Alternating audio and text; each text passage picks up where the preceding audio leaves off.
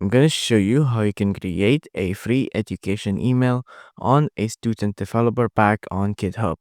First off, you want to go to this website up here, education.gitcut.com/pack/join, and then you want to click on this button on yes, I'm a student. So to get a free education email, of course, you will have to be a student and you need to be over 13 years old. You will need to be able to verify your student status. So from here, just click on yes, I'm a student. And then from here, you will have to verify your data, right? So of course, you're a student, or if you're a teacher or if you're a school, pick either one.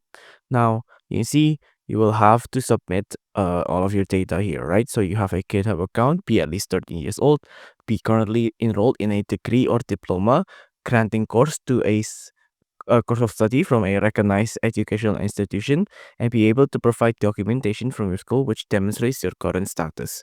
So, of course, you will have to enter in your application, enter in your name of school, click on continue, and then you will be able to get a free education email. If you enjoyed this video, please do consider liking and subscribing.